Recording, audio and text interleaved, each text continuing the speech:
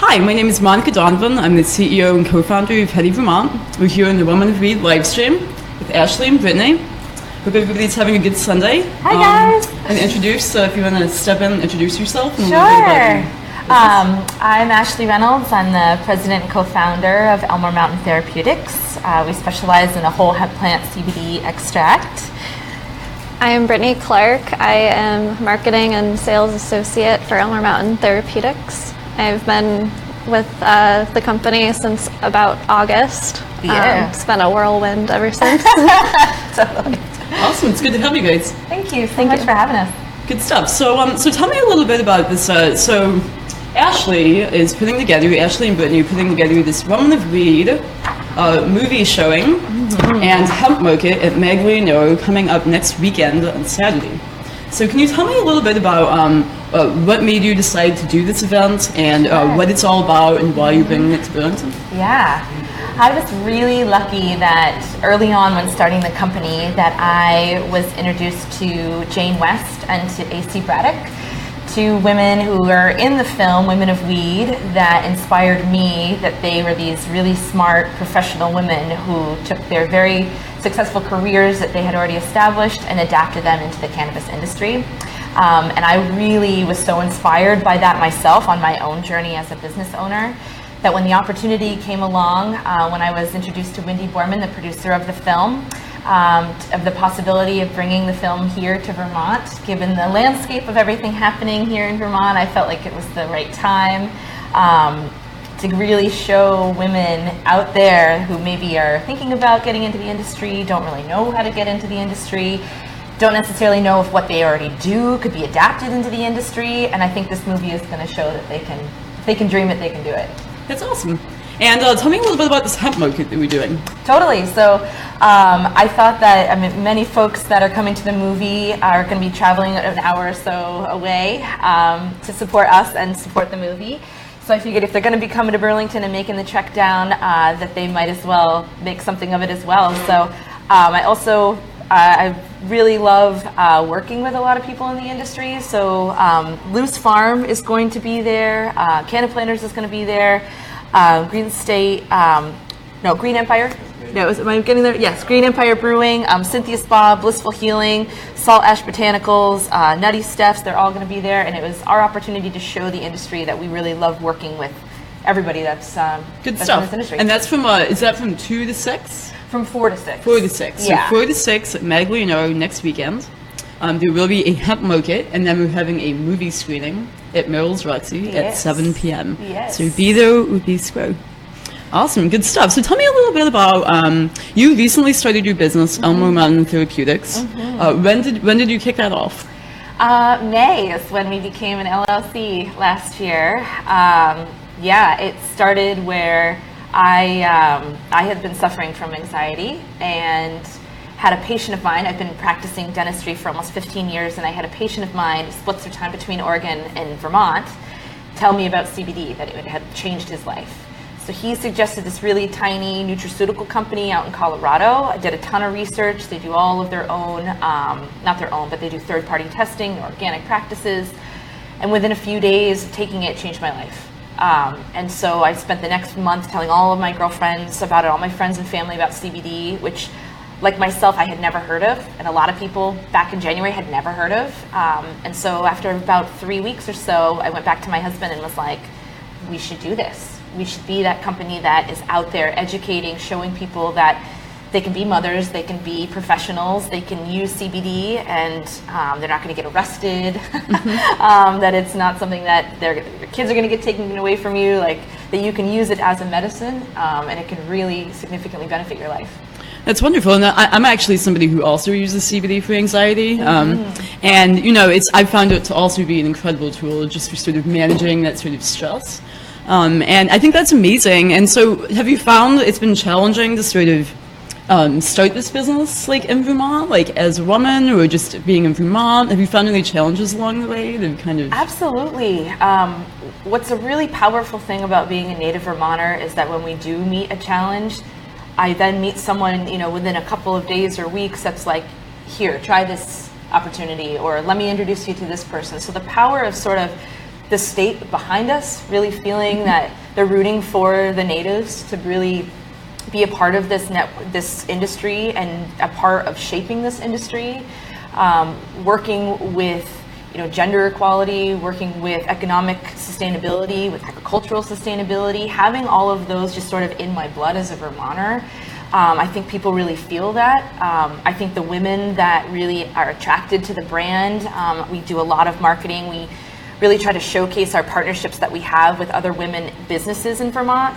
And I think that power of women to share with 10 girlfriends their experience with CBD has really what's broadcasted our company as a whole and got us into places that I never even thought we would ever get into. It was never in my mind that... Well, Vermont's a pretty small state, It's actually, I like the scale of Vermont. I feel like it actually is pretty conducive to doing business. And I think Heady Vermont, we specialize in doing these events and bringing people together. One thing I found is that we love to get together and talk about weed.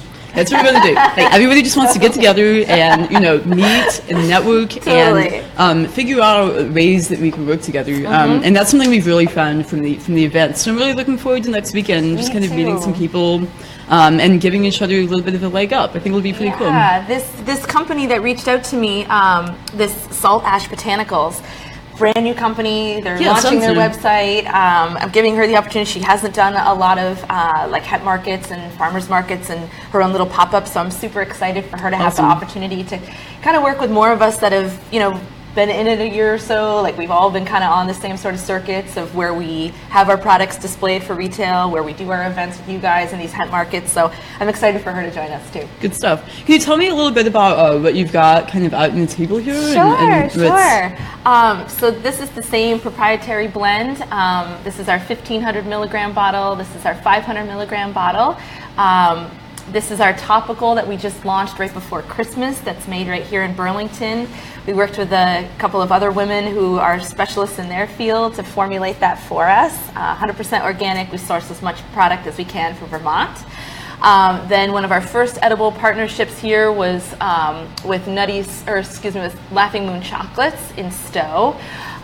She launched... Also a woman-owned business. Yes, another woman-owned business. Lee Williams launched that. She's been in business about 9 years, and she just took the idea of CBD-infused truffles and just ran with it and knocked it out of the park. And she made them half the dose, so like who can just eat one truffle, right? So, and then our other partnership with Nutty Steph's, which maybe you guys have seen their hearts around town. Perfect for Valentine's Day is another women-owned business. Jacqueline and Martina are really great to work with. Their distribution is awesome. They have branched out into markets that I never even thought we would be even whispering our name. So it's all been this really cool, like women supporting women, working together, rising together. I know they've all seen an increase in their sales as a result of incorporating CBD into their products. So I couldn't be prouder to work with a collection of women that really smart. They know what they are after. They help me with mentoring me as a new business owner. And that is really the power of women. That's awesome. Good stuff. Yeah. So I think that you've had these partnerships that you've been building. So you've been, you have the CBD and you've been working with other people to like get it into new products. Can you tell me a little bit about your CBD, like where it comes from and what your goals are with that? Sure. So we started this company with our honeymoon money. So I had $3,000 to start a company, which I really wanted to do seed to shelf. That was like my... But you gave up your honeymoon? Totally. Totally. Okay. And dedication. We really wanted to focus on sort of the brand and the marketing. So we decided to go with a company that came with the credentials of organic practices, third-party testing. The proprietary blend is consistent every single time. As a healthcare provider, if I'm going to be talking about this as a medicine, it was really important to me that I had a very high-quality product. I'm also a maximum strength kind of gal, so I wanted to start with something that had a really high concentration to it. But it was never, ever our goal to just be wholesaling a Colorado-based product. I've always been really transparent. I put it all over the label that we are a Colorado product, although we are a Vermont brand. But we use that as a vessel to really test the market. Because I mean, when I started in May, there was really only like 2 other brands that were on the shelf. And with $3,000, and I have a career of my own, I have 2 children, like it was kind of risky to be like, okay, I'm going to give all that up and start my own company. So to test the market, and it just obviously blew up from there, as you guys have seen. I mean, even in just the last 6 months, I think that you can't really go online or read a paper without hearing something about CBD, not just my company, but in general. But what it did is it allowed us to grow the company in a way that we could focus on the culture and the brand, focus on distribution, and really grow it to a place where we could then get enough money together to start the process of seed to shelf. So we have successfully done that, and in the next 6 weeks, we are going to be launching our 100% Vermont-sourced CBD product, which will completely take the place of this on the shelves. Awesome. Yeah, I know that there's some debate as to like what is a Vermont product, and you know, Absolutely. I think that it comes back to the point of Vermonters being Vermonters, and they're very, very proud of their state, and they really want to preserve that sort of made in Vermont, grown in Vermont feeling. Absolutely. And then there's this challenge of kind of like starting something from scratch, which is how we started Heady Vermont, which I also started with my own money. You know, and I definitely like, you know, it was a lot of like personal energy and money and like time. And so I think the point being that you're evolving in that direction. Yeah. That's what you're saying. Yeah, that's always been the goal. Yeah. Awesome. So let's talk a little bit about, let's switch gears a little bit. I'm going to think about, what else do we have on our plate here? Is there anything else that you want people to know about Elmore Mountain Therapeutics, sort of like your product, what you bring to the market, that kind of thing? Sure. Goals, anything else coming up? Yeah. I do want to make sure that Sam, one of the Heady interns here. We have an amazing Heady Vermont intern named Sam. And she did, I don't know if you guys saw this week's 7 days, this awesome custom design work that she did. Can you zoom on in that at all, John? But she did an amazing job, and you guys really have created such a standard for... So, funny story, speaking of amazing women, so Sam came up to me one of our farmers markets, the CBD Hemp Farmers Market in November at the train station, and she came right up to me and she was like, I want to talk about doing some work for you. You know, she's a student at Champlain College, and she just kind of like came right up, shook my hand, said, I want to do this. And I was like really impressed by it. I feel like there's a similar story maybe here with Brittany. Totally. Is coming up, and it's like really nice to see, like, I feel like it takes that little bit of gumption to sort of come up and say, I want to do this, and it takes balls, you know. It's hard, and so I'm really impressed with both of you guys. That's awesome. Yeah, I started taking it for anxiety and GI issues, and just, you know, it's all connected. You can't have one problem and not have an issue somewhere else in the body, and so I found within a very short period of time how it supported me and my journey. And I met Ashley with her children dropping off a delivery to Healthy Living, and she said, I need help. Who wants to work for me? Submit me, like send me your resume and cover letter. And that was the first thing I did when I got home. Was I was like, there's no other opportunity like this, and it just did it on a whim. And so yeah, working 2 jobs in this industry is probably a given. You're probably going to juggle at least 2 jobs trying to support yourself and your family or friends, and but it's worth it. We have a bright future ahead of us in this cannabis market, but there's going to be a lot of hurdles as well, as we're already seeing. Yeah, we've been trying to kind of consciously adding more women to the Heady team. It's been really nice. We've got Kathy Bloom, who's she's an amazing background in social justice, working with 350 Vermont and all this stuff. And then we also have our Instagram intern, Lauren, who's been doing a great job running the Instagram. So beefing up the female presence on the Heady team. It's been good. All right. So next weekend, just in case anybody's missed it, 4 to 6 at Maglianero Hemp Market, followed by, with a little dinner break in there for anybody who's attending, from 6 to 7. You can wander up into town, grab a little food, and then get to the movie for 7 p.m. Voice of God here, in the form of Kathy Bloom. We've got a question from online. Okay. Regarding the movie and the screening of the movie and your experience as cannabis owners, what kind of advantages and or challenges being a woman in weed in Vermont are you experiencing? Yeah, that's a good one. What kind of challenges as a woman working or in weed? advantages? I have to say, I haven't really felt like I've been at too much of a disadvantage. And to be fair, like, I'm one of those people, I kind of like to work behind the scenes. I prefer to be, like, the behind-the-scenes person. I haven't really experienced too much in the way of discriminatory. In the past, working in my other business, which is Jam Creative with my other partner, Judson Lampier, which is what I was doing before Heady Vermont, I would find that people would come up to Judd and they'd be like, hey, and assume he was sort of, were we equals? They would just assume that he was sort of the one in charge. And I'd be like, actually, I'm Monica. So I think people just sort of assume that we're not in charge sometimes, which can be, but I think a firm handshake and a good look in the eyes enough to sort of dispel that myth. Advantages, I don't really know. I just try to be myself and like do my thing. And I didn't feel like it's a problem unless I make it a problem. I don't really. I've definitely been talked down to a little bit, and I don't like it when people daintily take my hand. I think it's sort of I just it's like, come on, man, you can do this. Just be assertive, but not too aggressive.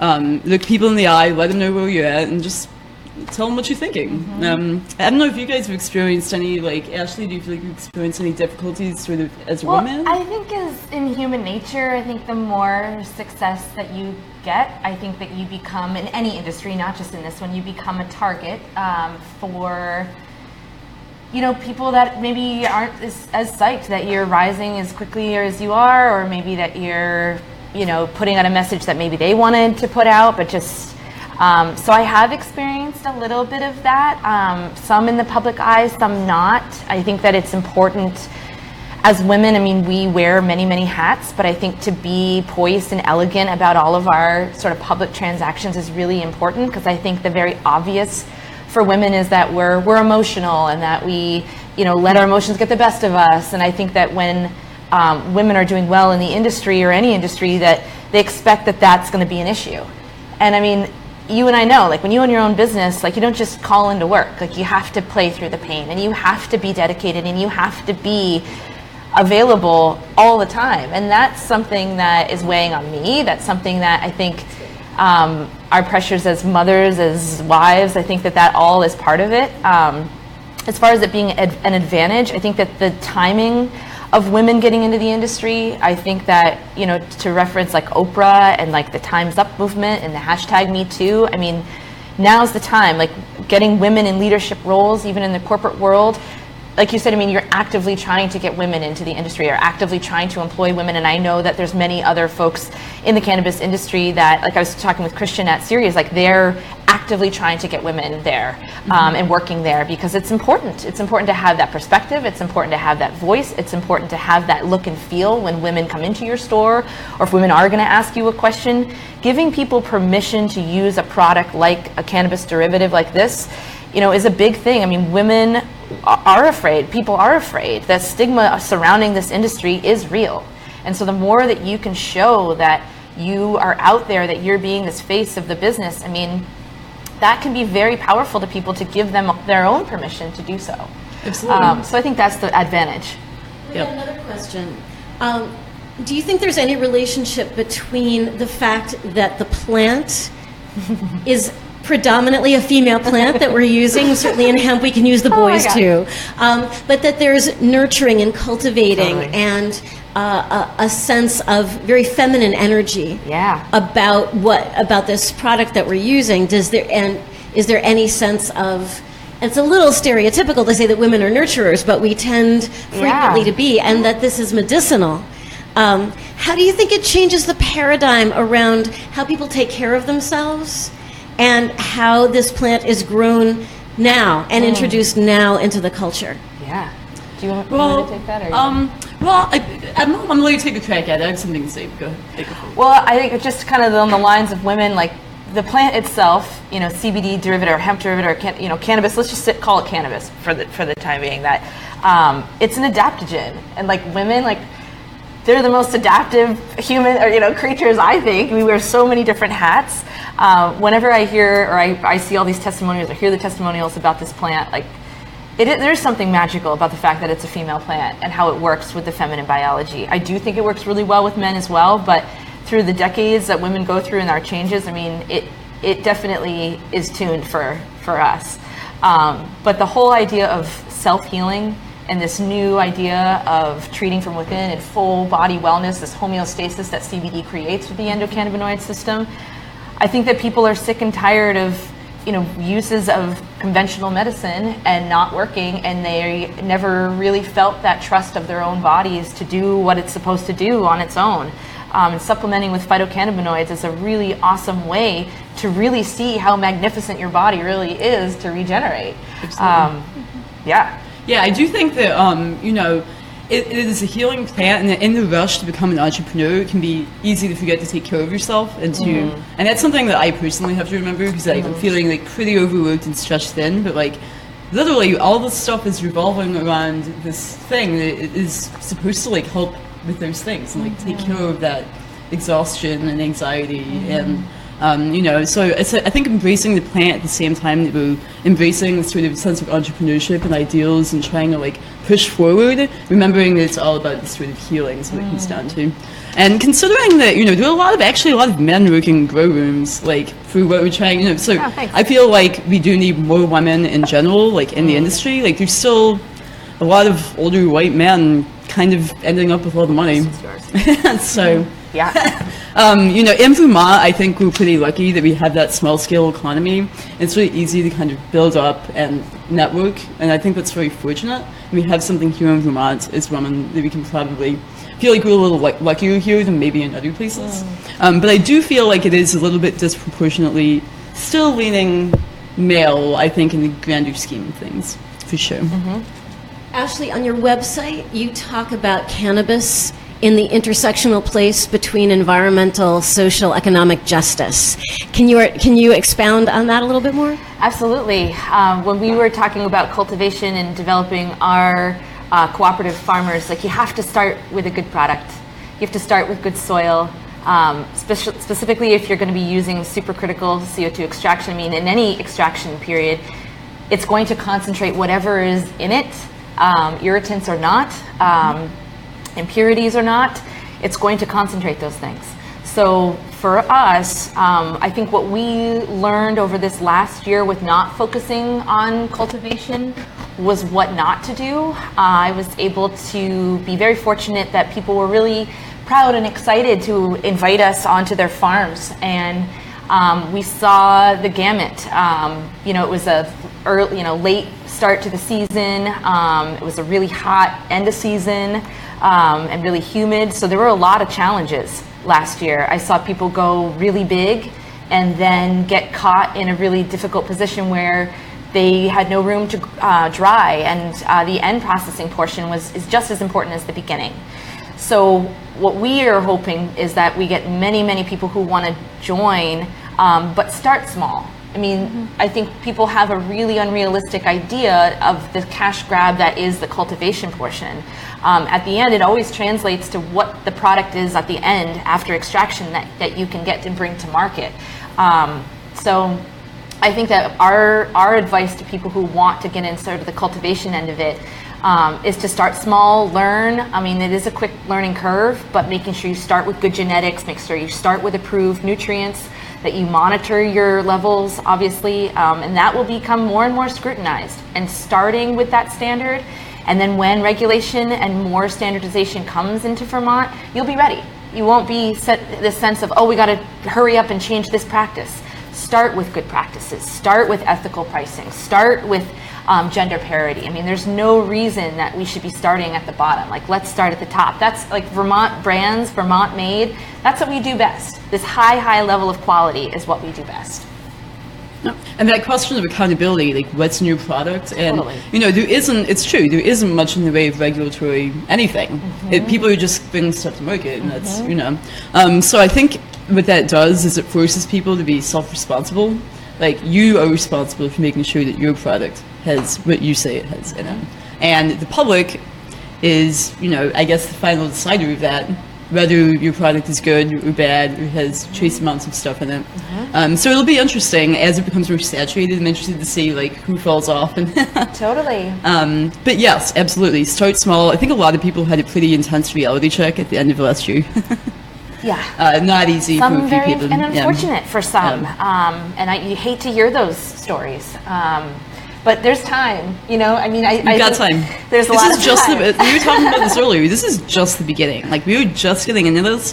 There was a sense of, like, panic. Like, I have to do this now. We've got time. Yeah, absolutely. So, I think we have a really awesome, beautiful road ahead of us in sort of cultivating this beautiful Vermont economy that it has tons of amazing women helping to build it up and elevate the Vermont brand. And I'm really, really happy you guys came on the show. It's really good. Thank you. Thanks so for doing much. this Rum and Weed live stream. Yeah, thank Good you stuff. guys. Oh yeah, let's so we're just gonna remind everybody. On Eventbrite. Rum and Weed. Yes. Next Grab weekend. your tickets on Eventbrite. This is going to sell out, so please don't wait to get your tickets. We're going to do a teeny tiny little bit of sales at the door if we have to, but don't miss out. And the get Hemp 'em market soon. is free. And right? the Hemp market is free, yes. Exactly. Perfect. Thanks so much, guys. Have a good day. Thank you.